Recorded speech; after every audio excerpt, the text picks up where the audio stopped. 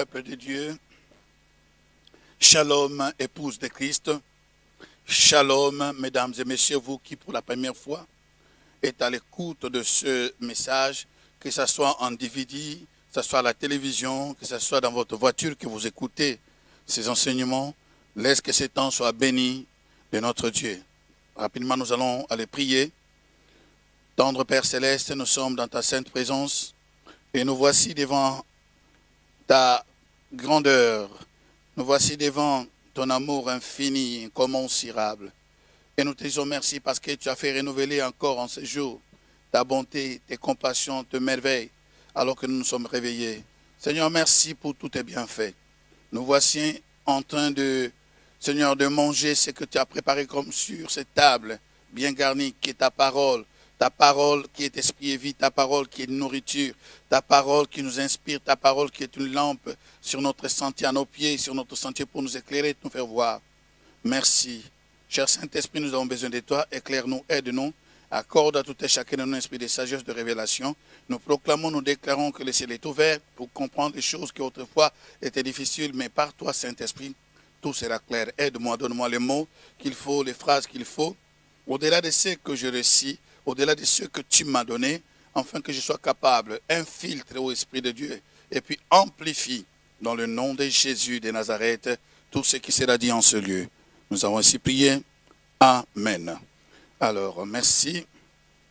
Chers amis, chers frères et sœurs, chers, je dirais, étudiants, pas les élèves étudiants de l'université céleste, vous qui êtes là de l'école de vrais adorateurs, et dans cette émission de vrais adorateurs que nous continuons aussi à bénir, qui passe dans la chaîne Chemin de l'Éternel. Je ne sais pas si d'autres choses peuvent aussi les prendre, c'est pas grave, hein, et c'est pas qui est important, même dans l'internet, partout vous pouvez écouter ça, soyez bénis. Alors nous allons, comme nous avons dit que notre texte de base est dans Jean chapitre 4, qui fait la formation de ce que nous faisons, nous lisons, ce que nous faisons comme cours, école de vrais adorateurs. Nous sommes là. Alors, dans la Bible, on parle, il y avait l'école des prophètes et nous sommes l'école aussi des adorateurs. Jean chapitre 4, je lirai directement pour saisir à partir du verset 23 et 24. Pardon, que je dis, de 22 à 24. 22 à 24. Vous adorez ce que vous ne connaissez pas. Vous adorez ce que vous ne connaissez pas. Nous adorons ce que nous connaissons. Car le salut vient des Juifs.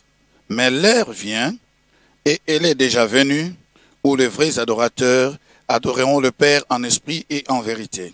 Car ce sont là les adorateurs que le Père demande, ou dans d'autres Bibles, recherche. J'aime bien Thompson qui dit, le Père recherche. Dieu est esprit, verset 24, et il faut que ceux qui l'adorent en esprit et en vérité. Voilà. Donc pour...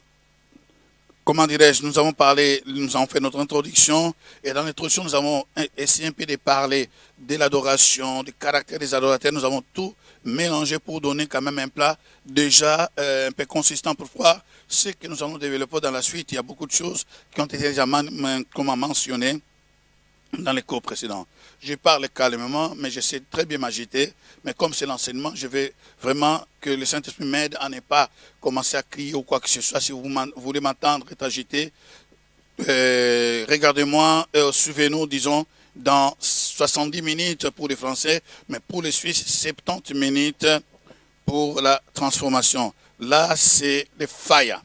Alors, dans ce verset, comme notre verset clé, il dit, ce sont là les adorateurs que le Père recherche. Si le Père recherche, j'ai intitulé ce cours « Le ciel recherche ». Donc, après la définition de l'adoration, le ciel recherche.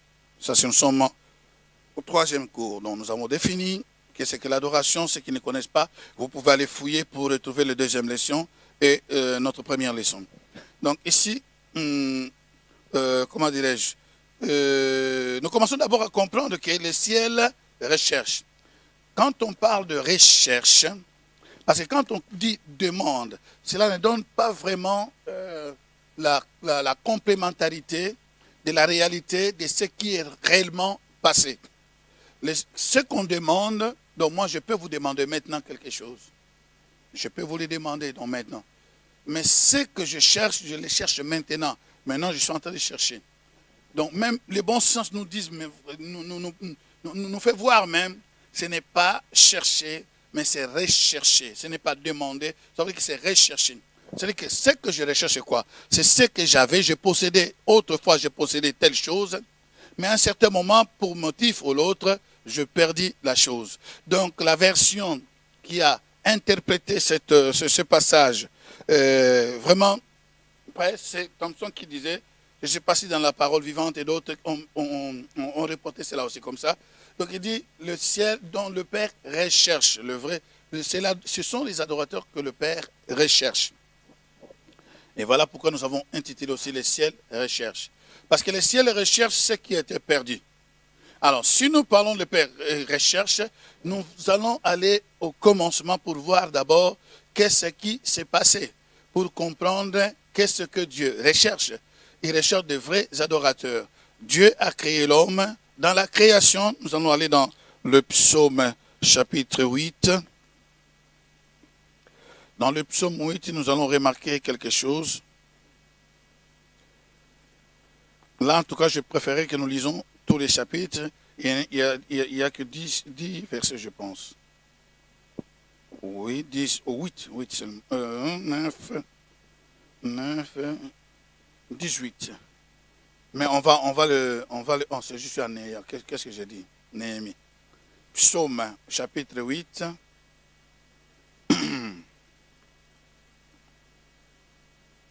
Excusez-moi. La Bible, là, elle est encore nouvelle. Donc, on a combien de versets ici? Une dizaine de versets. Lisons, c'est l'ensemble. Nous sommes à l'école, donc on prend le temps. Excusez ma voix, c'est... L'Éternel, notre Seigneur, que ton nom est magnifique sur toute la terre. Ta majesté s'élève au-dessus des cieux. Par la bouche des enfants et de ceux qui sont à la mamelle, tu as fondé ta gloire pour confondre tes adversaires, pour imposer silence à l'ennemi et au vindicatif.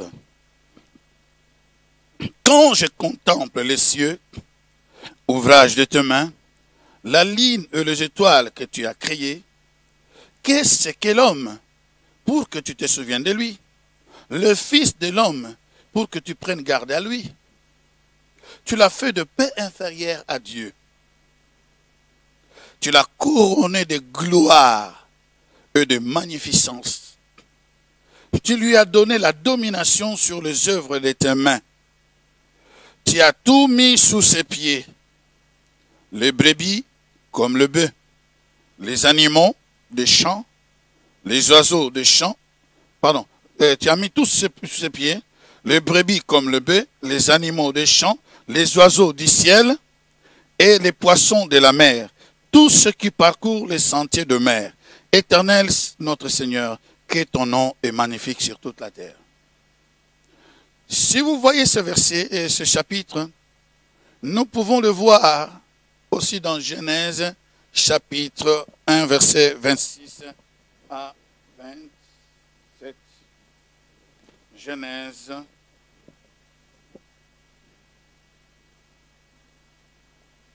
Chapitre 1, 27.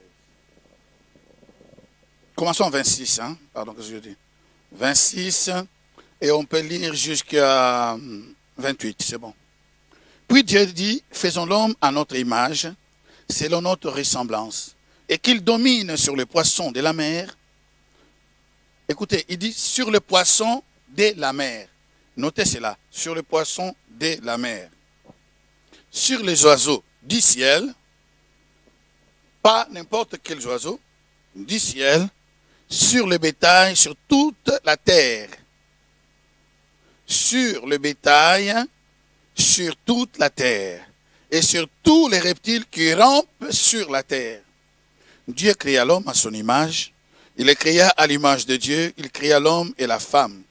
Dieu le bénit et Dieu leur dit, soyez féconds, multipliez, remplissez la terre, assujettissez-la et dominez sur les poissons de la mer, sur les oiseaux du ciel et sur tout animal qui se meut sur la terre. Alors, remarquez maintenant encore le psaume que nous venons de lire. Il dit, quand je contemple le ciel, ouvrage de tes mains, la lune et les étoiles que tu as créées, qu'est-ce que l'homme pour que tu te souviennes de lui? Et les fils de l'homme pour que tu prennes garde à lui. Tu l'as fait peu inférieur à Dieu. Ça veut dire quoi? Donc, après Dieu, c'est l'homme. Ce n'est pas les anges. Tu l'as fait peu inférieur à Dieu. Et tu l'as couronné de gloire et de magnificence. Adam et Ève n'avaient pas de vêtements dans le jardin d'Éden, mais leurs vêtements, c'était la gloire. Ils étaient couronnés de la gloire et la magnificence. Je ne sais pas si la gloire, ça peut être le jaquette, la chemise et tout ensemble, la magnificence. Je ne sais pas, mais ils étaient couronnés de gloire et de magnificence. Malgré qu'ils étaient nés, mais ils ne voyaient pas qu'ils étaient nés à cause de la gloire de Dieu. Et cette gloire et la magnificence permettaient à Adam et Ève d'être en contact avec Dieu, de vivre avec Dieu, de parler avec Dieu tranquillement. Continuons, il dit ceci. Tu lui as donné la domination, c'est ce que nous venons de lire de Genèse, sur les œuvres de tes mains. Tu as tout mis sous ses pieds, exactement comme nous avons lu dans la Genèse. Les brebis comme le bœuf et les animaux des champs, les oiseaux du ciel et les poissons de la mer. Tous ceux qui parcourent les sentiers de mer. Éternel notre Seigneur, que ton nom est magnifique sur toute la terre. Alors, si maintenant nous allons dans Genèse chapitre 1, vous allez voir que Dieu parle, la terre était, comment dirais-je, la terre était informe et vide. Et dans la création, dit Dieu, on commence. Dieu dit, on va le lire, parce que nous sommes à l'école. Ça va nous donner quand même une idée d'avoir une base solide. Donc je ne veux pas que vous m'excusez, vous qui connaissez déjà la parole, mais tout le monde ne connaît pas ça. Donc peut-être quelqu'un s'il n'a pas la Bible pendant qu'il va écouter ça, c'est mieux que je puisse lire aussi pour nous. Donc veuillez me les passer comme dans cette école où nous sommes. Au commencement, Dieu créa les cieux, la terre était informe et vide, et il y avait des ténèbres à la surface de l'abîme. L'Esprit de Dieu se mouvait au-dessus des eaux. Dieu dit que la lumière soit et la lumière fut. Dieu vit que la lumière était bonne et Dieu sépara la lumière avec les ténèbres. La lumière dont on parle ici, ce n'est pas le soleil. Hein? Alors, Dieu appela la lumière jour et il appela les ténèbres nuit. Ainsi, il y eut un soir et il y eut un matin. Ce fut là le premier jour. Dieu dit qu'il y ait une étendue entre les eaux et qu'elle sépare les eaux d'avec les eaux. Qu'il y ait une étendue entre les eaux qui est au ciel et qu'elle sépare les eaux d'avec les eaux. Et Dieu fit l'étendue et il sépara les eaux qui sont au-dessus de l'étendue d'avec les eaux qui sont au-dessus de l'étendue. Et cela fit ainsi. Dieu appela l'étendue ainsi les ciels. Dieu a appelé l'étendue ciel. Ainsi il y eut un soir, il y eut un matin, ce fut le second jour.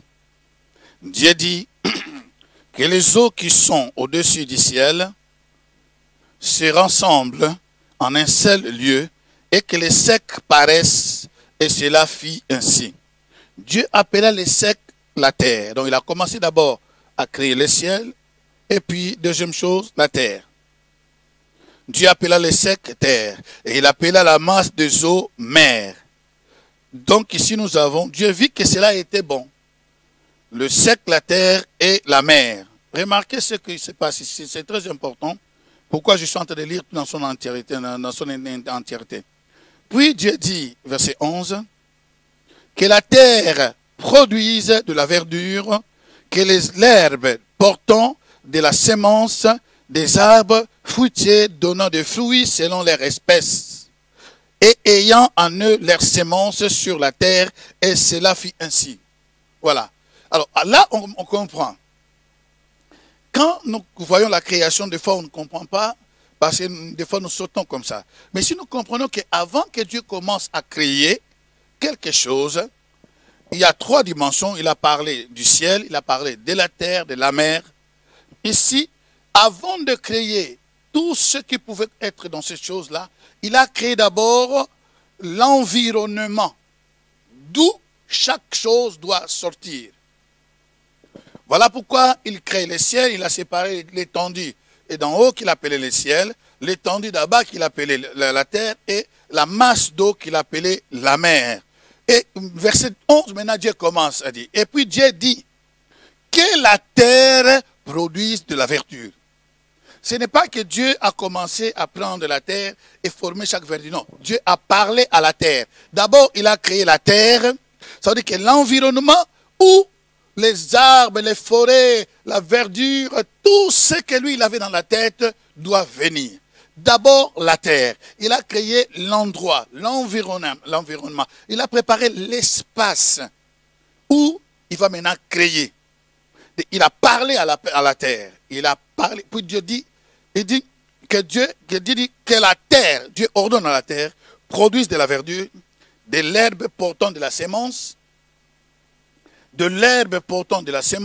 des arbres fruitiers donnant du fruit selon leur espèce. Donc chaque chose, Dieu a déterminé qu'il soit selon leur espèce.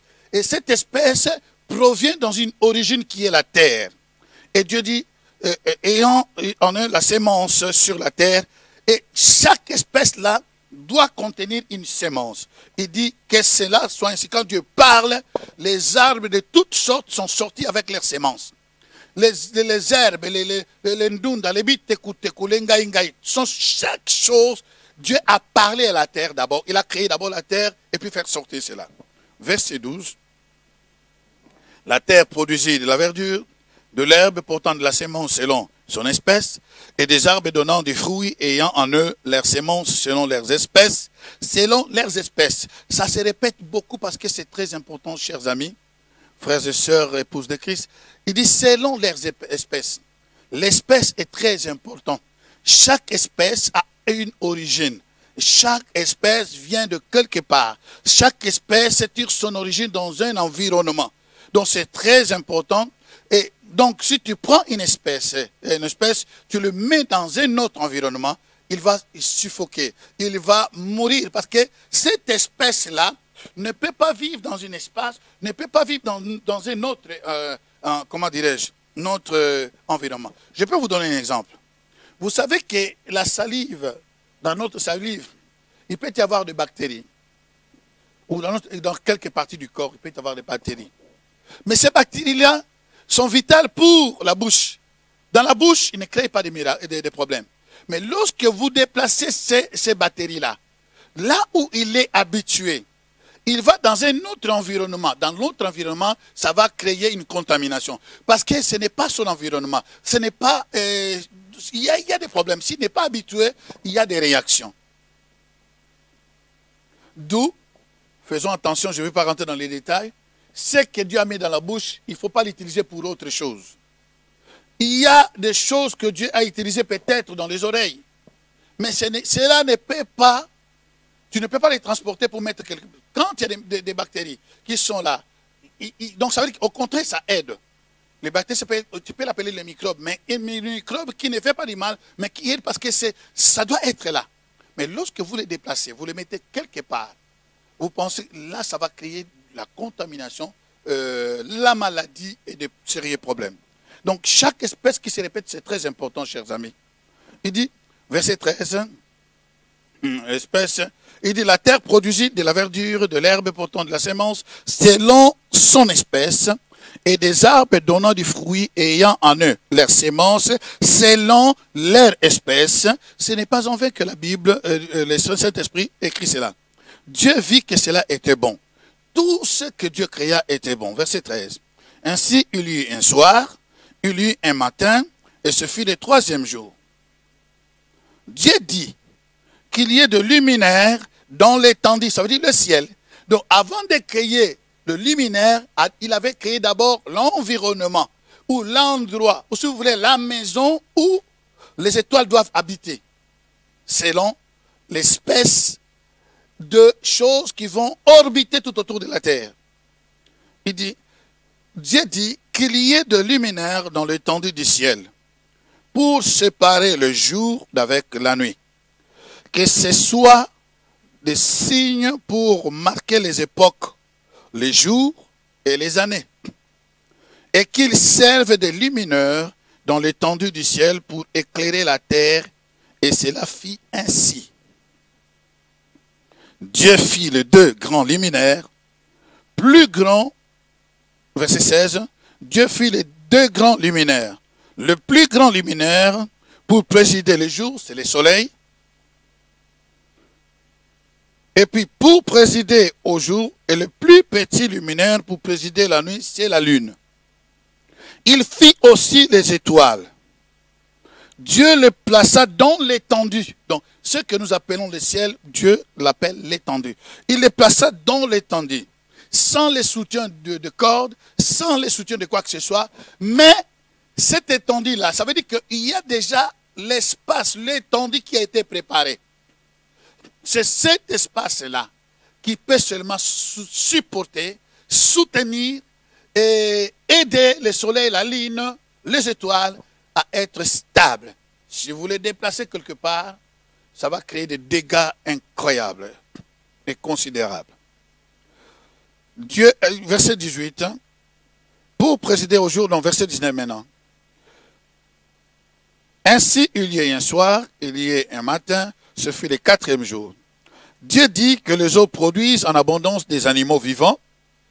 Il dit que les eaux, Dieu dit, il ne dit pas au ciel, à l'étendue, il ne dit pas non plus à la terre comme ça. Il commence, il dit, Dieu dit que les eaux produisent en abondance des animaux vivants et que les oiseaux volent sur la terre, donc dans l'espace, vers l'étendue du ciel. Voilà pourquoi un oiseau qui va finir à mourir sur l'autoroute n'est pas normal pour Dieu, ni pour nous les hommes, ni pour eux-mêmes. Dieu créa les grands poissons et tous les animaux vivants qui se meuvent et que les eaux produisirent. Ça veut dire que c'est les eaux qui ont produit. D'abord, il a créé les eaux, la masse d'eau qu'il a appelée mer. Et maintenant, il parle à la mer qui doit donner tous ces animaux. C'est la mer qui reproduit selon l'ordre du Seigneur. Et voilà pourquoi il dit, il crée les poissons et qui produisirent en abondance. Il dit que cette ici on parle en abondance. Il dit, il parle en abondance selon leurs espèces. Dieu, voilà pourquoi nous avons des problèmes. Quand nous croisons les animaux des espèces différentes, nous ne savons pas que nous sommes en train de créer des monstres. Un jour, dans l'Éternel, je vis un homme qui avait, je pense que quelqu'un parmi vous a vu ça, un homme qui avait une copine, la copine était sortie, et cet homme qui commence à violer la chaîne de sa copine. Et sa copine vient rentrer. Quand il est rentré doucement, il a trouvé son copain en train de violer sa chaîne. Ça passait dans l'Internet. C'est incroyable. Lorsque vous croisez une espèce à l'autre espèce, vous êtes en train de créer un monstre. Il y a des choses qu'on peut faire, il y a certaines choses qu'on peut faire. Parce que Dieu respecte les espèces. Et si Dieu respecte des espèces, lui-même, il dit, il insiste, chaque environnement avec son espèce. Et qui produisent des animaux vivants qui se meuvent et que les eaux produisent en abondance selon leurs espèces. Et vous allez voir dans le monde animal, c'est rare. C'est seulement parmi les singes qu'il y a un désordre, vraiment un désordre total. Parce que vous allez voir qu'ils ne s'accouplent pas parce qu'il y a la procréation. Et non, ils s'accouplent comme ça, juste comme ça. Et se situent même entre eux. Donc ça veut dire qu'il y a un désordre compliqué dans ces races-là qui se rapprochent aux hommes, comme on dit, mais moi je ne suis pas de cette race-là, moi je suis de la race de Dieu. Gloire à Dieu. Alors, il dit, donc il ne faut jamais mélanger les espèces, respecter ce que Dieu a dit. Dieu dit, vu que cela était bon. Dieu les bénit en disant, soyez féconds, multipliez et remplissez les eaux de mer et que les oiseaux multiplient sur la terre. Ainsi il y eut un soir, il y eut un matin et ce fut le 5e jour. 24. Dieu dit que la terre, écoutez, que la terre produise des animaux vivants. Il y a des animaux qui sont sortis dans la mer, qui sont la race de tous les poissons, mais il dit que la terre produise des animaux. Donc, il y a les végétaux et il y a aussi les animaux. Mais pourquoi pas Dieu l'a fait le même jour? Il a séparé. Ça, c'est le monde vital. Ça veut dire que ça, c'est la vie qui continue. Et là, c'est le monde végétal, animal et végétal. Donc, il a séparé. Il dit, verset 24, Dieu dit que la terre produise. Dieu parle à la terre et les animaux vivants, selon leur espèce. Du bétail et de reptiles et des animaux terrestres selon leur espèce. Et cela fait ainsi. Dieu précise dans sa création que chaque chose qui sort dans un environnement puisse sortir selon son espèce. Et Dieu fit les animaux de la terre selon leur espèce, verset 25, le bétail selon son espèce, et tous les reptiles de la terre selon leur espèce. Dieu vit que cela était bon. Verset 26. Puis Dieu dit, faisons l'homme à notre image, selon notre ressemblance, et qu'il domine sur les poissons de la mer, sur les eaux du ciel, sur le bétail, sur toute la terre, et sur tous les reptiles qui rampent sur la terre. Dieu créa l'homme à son image, il les créa à l'image de Dieu, il créa l'homme et la femme. Dieu le bénit, et Dieu leur dit, soyez féconds, multipliez, remplissez la terre, assujettissez, et dominez sur le poisson de la mer, sur les oiseaux du ciel, et sur tout animal qui met sur la terre. Dieu dit, voici, je vous donne toute herbe portant de la sémence, et qui est là à la surface de toute la terre, et tout arbre ayant en lui du fruit de l'arbre, et portant de la sémence, ce serait votre nourriture. Et à tout animal de la terre, et à tout oiseau du ciel, et à tous ceux qui se mettent sur la terre, ayant en soi un souffle de vie, je donne toute l'herbe verte pour nourriture. Et cela fit ainsi. Dieu vit que tout ce qu'il avait fait, et voici, cela était très bon. Ainsi, il y eut un soir, et il y eut un matin, ce fut le 6e jour. Alors, chers amis, vous allez remarquer, depuis le premier jour, avant le premier jour, il y avait les choses dans les ciels. Alors, vous allez, je ne vais pas rentrer là, sinon on va se perdre. Vous allez comprendre le premier jour jusqu'au 5e jour. Dieu parlait dans chaque environnement. Donc, cet environnement qui était créé avant.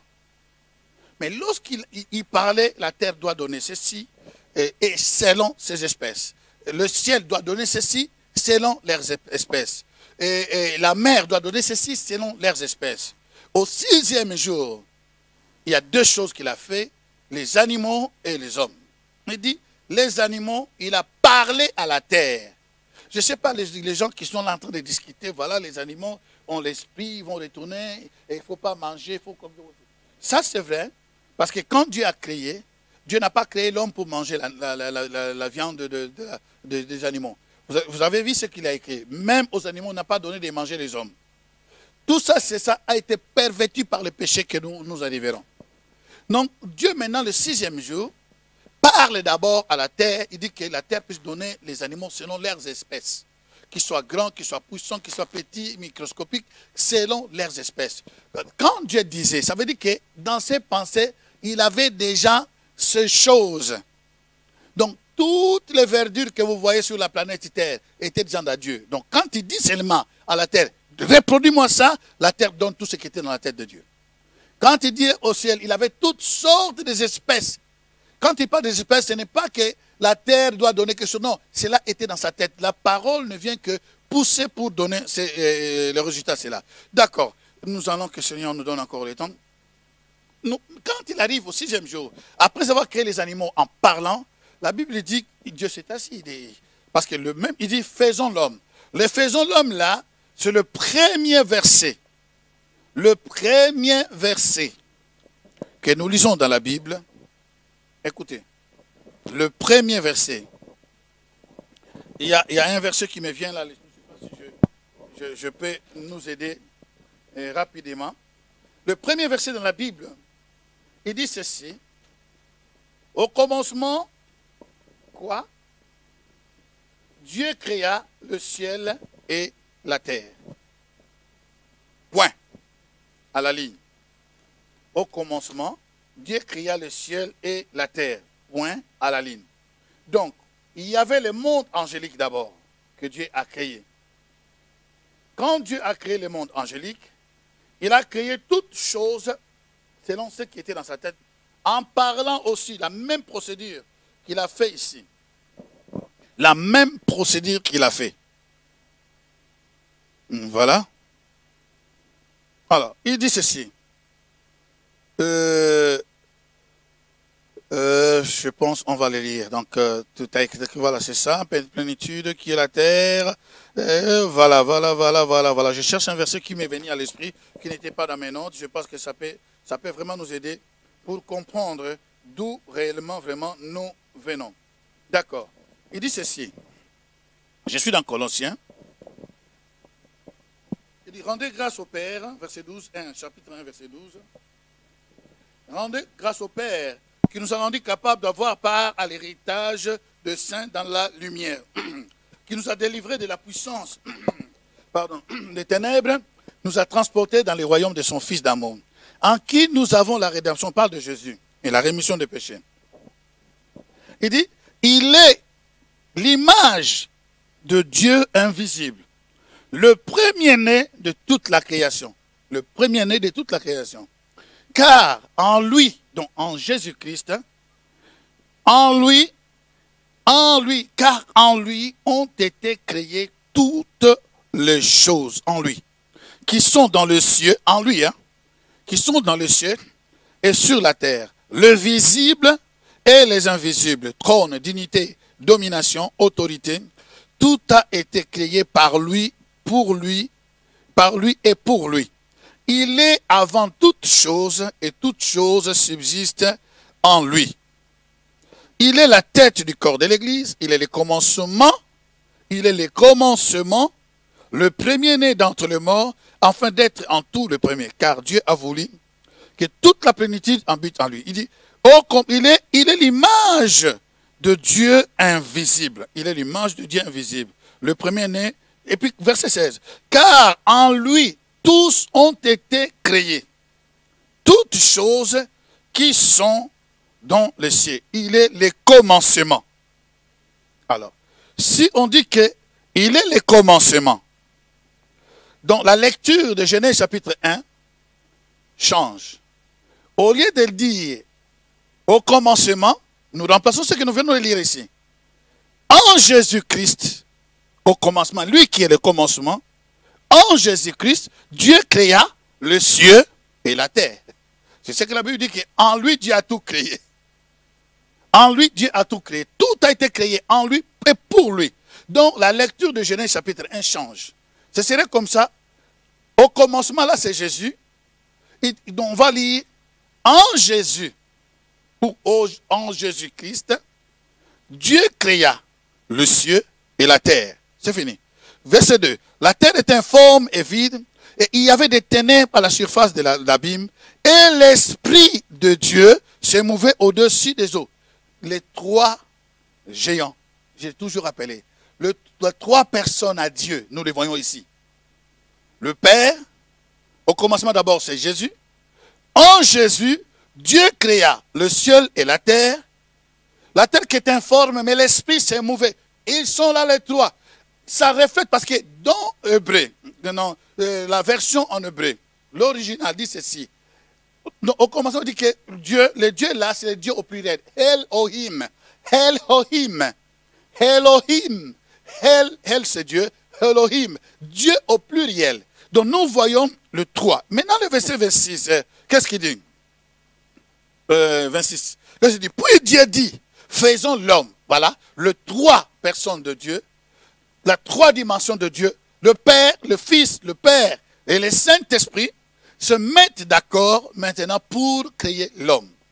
Maintenant, la terre a produit les herbes, a produit la verdure, tout ce que vous voulez, tout ce que vous en lire.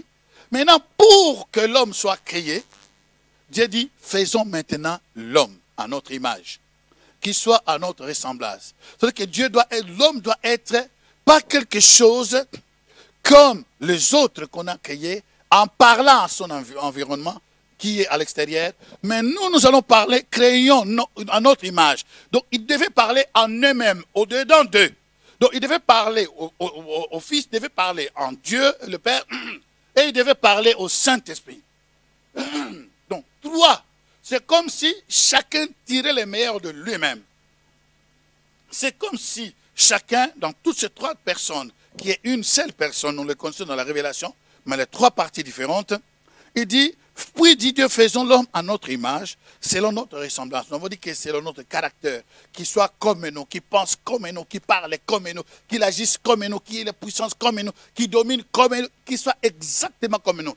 Donc, il parle en lui-même, il parle en eux-mêmes, et l'homme a été créé. Dans la création, lorsque Dieu parle, tout a été déjà créé. C'est seulement la différence est venue dans la formation. Quand il a pris la terre, maintenant. Or, tous les animaux, tout ce qu'on a vu, Dieu n'a pas pris le temps de prendre les choses. Non, non. Il a juste parlé. Mais pour l'homme, il a fait des choses. Il a créé par la parole et il a cherché de donner une forme qu'aucun animal a, aucun ange peut avoir. Même si nous ressemblons. Mais Dieu a voulu créer quelqu'un à son image. Donc, on peut dire que tout ce qui était dans la tête de Dieu est sorti. Donc, nous venons de la pensée de Dieu. Nous sommes le résultat de ce que Dieu pensait. Et nous venons dans un lieu saint. Et nous habitions dans l'éternité déjà avant. Parce que Dieu était éternel, il est et il le sera. Donc, pendant qu'il était déjà Dieu, qu'on ne peut pas comprendre ce qu'est vraiment l'éternité, nous étions déjà en lui. Alors, il a parlé, il a créé.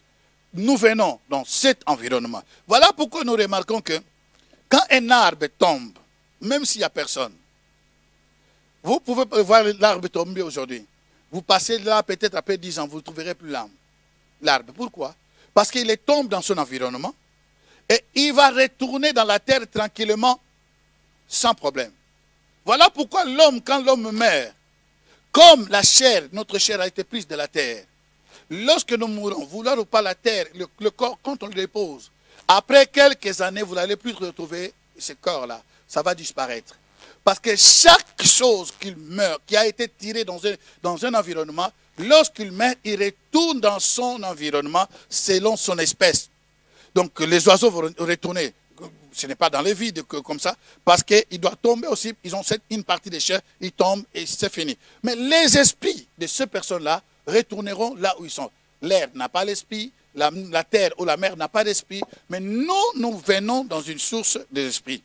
Et voilà pourquoi nous sommes éternels. La ressemblance de Dieu, l'image de Dieu, c'est ce souffle qu'il souffle dans nous. Ça, c'était des choses qui était quand même important de savoir que selon son espèce, si nous comprenons que Dieu travaille avec l'environnement et les espèces, nous allons respecter ce que Dieu fait pour avoir les résultats que Dieu veut. Alors, dans cette gloire, Dieu a créé l'homme dans cette gloire et l'homme a vécu dans cette gloire. C'est ça que le psaume 8 disait. Qu'est-ce que l'homme, pour que tu prennes garde à lui, tu l'as créé d'une façon incroyable.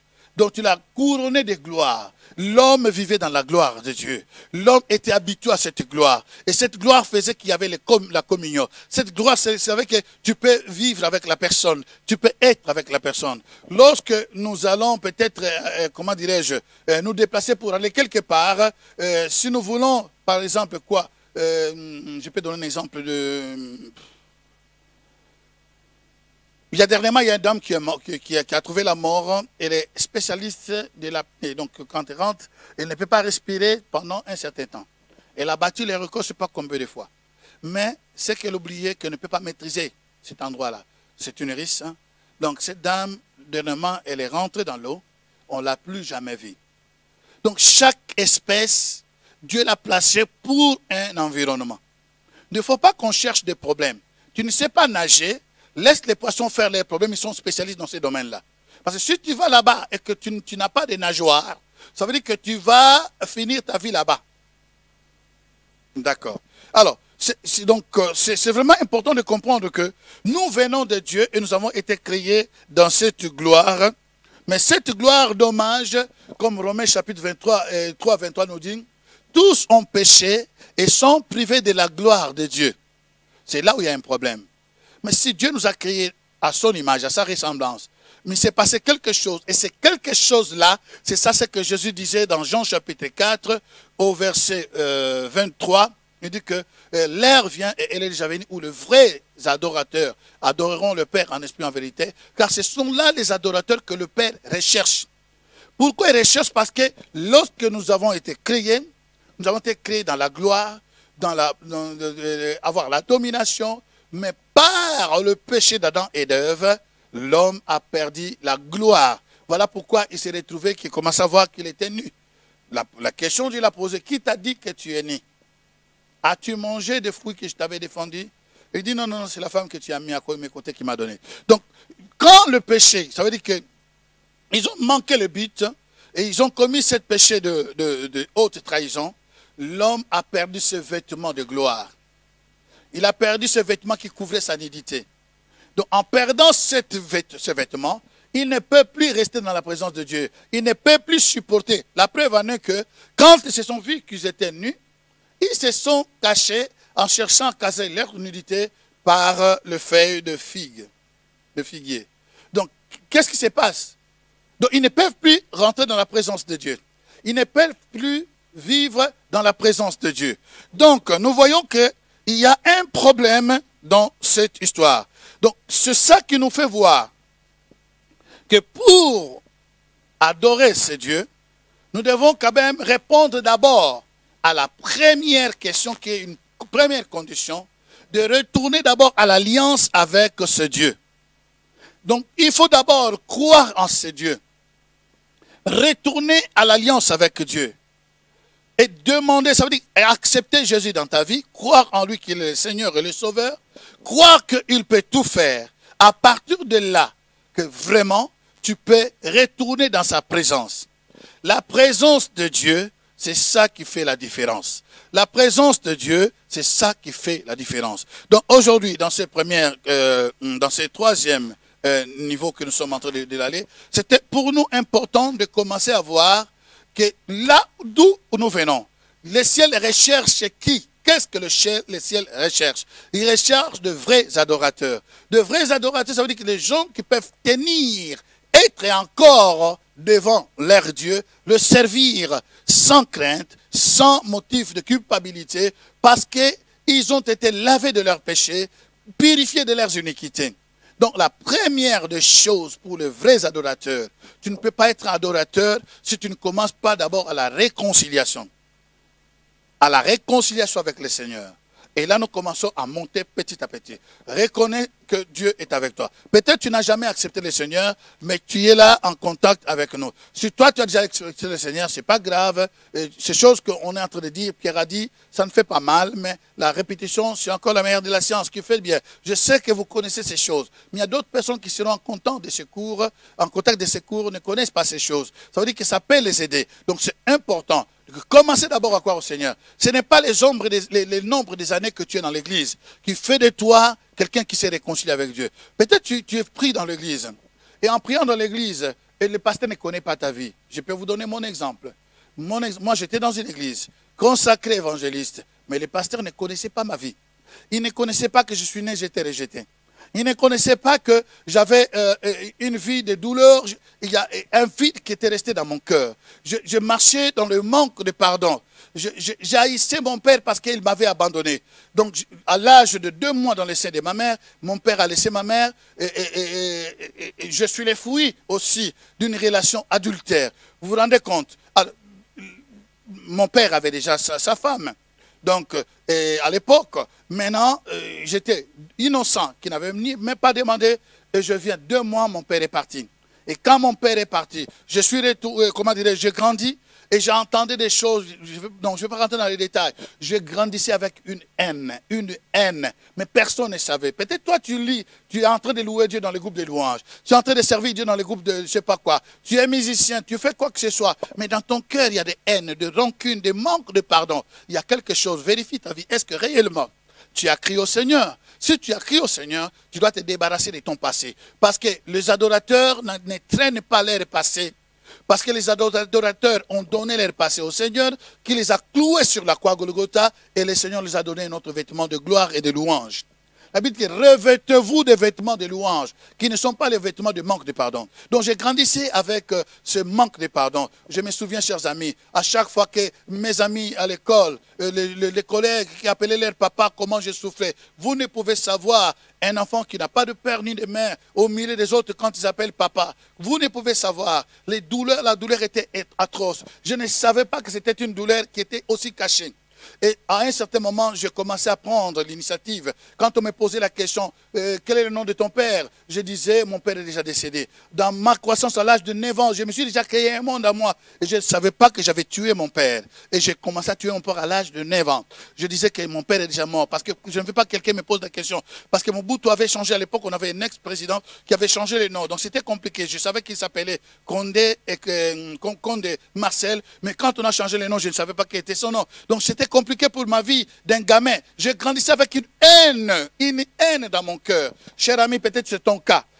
Tu n'as pas réglé quelque chose dans ton âme. Comment pourras-tu louer ces dieux? Comment pourras-tu servir ces dieux? Comment pourras-tu dire que tu sers dans le groupe de louanges? Tu es un adorateur. Les vrais adorateurs libèrent l'air passé. Alors, qu'est-ce qui se passe? Un jour, je suis parti à Kinshasa, on était en évangélisation. J'ai évangélisé, mes chers amis, mais une haine à moi, une haine à moi. Je faisais du tout. Évangéliser dans le métro, évangéliser à Kinshasa, à Brazzaville, on était là. Mais le dernier jour avant de retourner à Paris, j'étais à Paris, j'ai rencontré mon grand-père, mon père, mon oncle, pardon, et il m'a dit, oh, ton père te cherche. Là, c'était après, je pense, dans les trentaines d'années. J'ai dit, mais écoute, laissez les blagues, ceci. Mon père ne m'a jamais cherché. Maintenant qu'ils entendent que j'étais en Europe, me cherche pourquoi? Et ça m'a donné encore la colère. Mais je ne savais pas, j'ai retourné tranquillement. Mais personne ne connaissait le monde qui est intérieurement. Les vrais adorateurs, laisse-moi te dire, soigne ton cœur. Pour être un vrai adorateur, libère tout. Et un jour, je vais chercher le travail. 91, je n'oublierai pas. Je rentre dans ce bureau. Le monsieur, là, excusez-moi de dépasser un peu l'air. Maman Mimi, ça donne-moi encore quelques minutes. Pardon, s'il te plaît. Je dois finir ces messages. Alors, qu'est-ce qui se passe? Je dis à ce monsieur, et le monsieur qui me donne le travail, il dit, bon, voilà, tu vas travailler tout le temps. Il pose la question, il dit, mais le nom de ton père, je donne, connais Marcel, il est de ta mère, Makaya Mabielostance, et tout et tout. Je suis debout, chers amis. On s'est salué, il me pose encore la question, et ton père vit encore? Je disais, non, il ne vit pas ici, il est déjà mort. Je savais que mon père existait encore, mais la haine au-dedans de moi, j'ai cloué mon père, j'ai tué mon cœur depuis l'âge de 9 ans. Peu importe ce qu'on t'a fait, peu importe ce qu'on t'a fait maintenant, mais c'est l'esprit de pardon, c'est l'esprit de Jésus, c'est l'esprit de vrais adorateurs. Alors je dis, quand j'ai entendu, chers amis, c'est le rôle à caquer, c'est comme le tonnerre, boum, qui a touché mes oreilles. Et dit, menteur, assassin, jusqu'à quand tu tuerais ton père? Tu sais très bien que ton père existe. Cher ami, j'étais un innocent. J'ai trembloté. Le monsieur me dit, ça va, monsieur? J'ai dit, oui, je commence à pleurer. Pour la première fois, j'ai confessé mon péché, ni chez un pasteur, ni chez un docteur, mais chez un païen, chers amis. Parce que Dieu savait que j'allais commencer le ministère. Je n'avais pas encore commencé le ministère. Je devais régler cette histoire. Tu ne peux pas commencer le ministère d'adorateur. Ou de quelque soit, tu n'as pas pardonné à ton père, à ta mère, à ton passé, à ta femme qui t'a fait du mal, à ton mari qui t'a trompé, aux frères, aux sœurs, et t'es retrouvé parmi eux. Si tu as ça, tu ne pourras pas adorer. Voilà, réconcilie-toi d'abord avec Dieu. Nous allons prier. Je m'arrête ici, maman Mimi, mais ne fût-ce que quelques minutes pour prier, pour aider le frère et les sœurs. Merci. Merci pour la permission. Merci.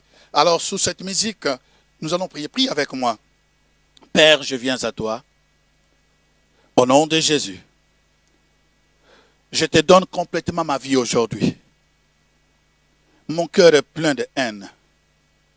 Mon cœur est plein de rancune. Mon cœur est plein de manque de pardon. De tout ce que j'ai subi. De viols que j'ai subi.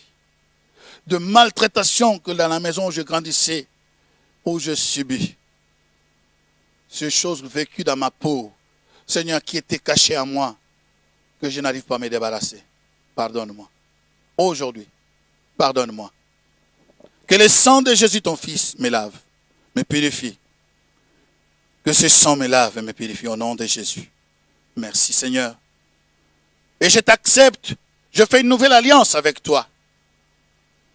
Car je ne veux pas être un adorateur, mais je veux être un vrai adorateur, avec un vrai cœur de pardonner. Au nom de Jésus, je pardonne à quiconque m'a fait du mal. Je t'accepte comme mon Seigneur et mon Sauveur personnel. Remplis-moi de ton esprit. Conduis ma vie. Et c'est là au nom de Jésus. Amen. À cause du temps, je m'arrête ici. Que le Seigneur vous bénisse. Nous allons nous rencontrer dans la suite, dans notre 4e leçon. Que Dieu vous bénisse.